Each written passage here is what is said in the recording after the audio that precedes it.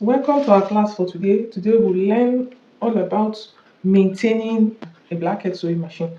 So how do you help your sewing machine to last longer for you? So the first thing we'll do is you get your machine oil. So this is the food and the drink of a sewing machine. You always oil, you lubricate, you clean. So the first thing I'll do is all the holes in the machine. You start by dropping your oil. You can drop just 2 drops in each of them. All the holes in your machine, all the holes. So the next thing I'll do is I will open here. So you get your brush. You can just take this clean. You can get a smaller brush, but this is the one I can lay my hands on right now. So this process is very important that you do this once every week or as often. It all depends how often you use your machine, but on the minimum, at least once every week. This will help a whole lot to make your machine last longer for you. So now after doing this, you screw back this opening. The next thing I will do is I will open here where I have my bobbin. Open this. You clean. Drop your oil and then you clean. Now after cleaning this, if you have your bobbin and your bobbin casing or your shuttle and reel as we call it here, you clean it too. Then you go ahead and clean this inside. Lift this up. This my feed dog. You open it. This will save you a whole lot of money if you can do this on your own every week. The rate at which you call your machine repairer will be reduced drastically. So after you take this off, you now have the entire chamber before you dust clean. The next thing you will do is you lift this up. Don't forget, detach your belt. Lift this up.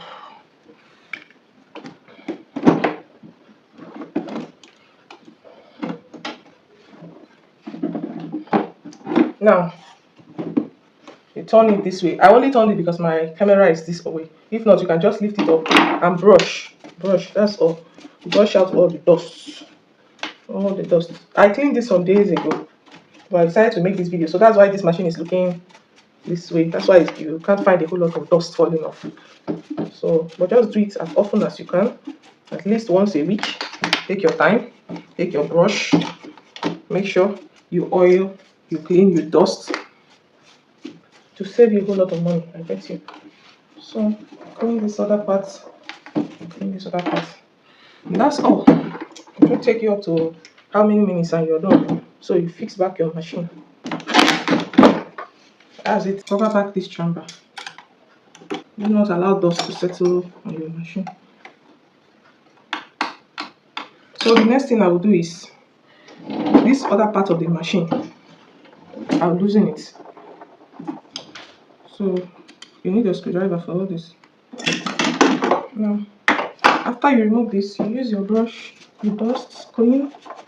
You can get a smaller brush like I said, so it can go so deep and can give you deep cleaning. But for now, this is what I have done. So now after cleaning, you just sprinkle your oil on it. You dust this other part too. Go ahead and replace this part. After you are done with this part, you replace back this part of your machine. Close the shuttle chamber. Now the next thing you do is this other part of your machine. So you go ahead and lubricate this other part too. This part, these two, and every other joining you can find. Just make sure you apply the oil generously. And after doing that, you attach back your belts, your machine belts, because you need to paddle it and make sure the oil spreads all around the machine parts. This will help your machine to last longer, serve you better, with less stress. So just go ahead. You can see my machine.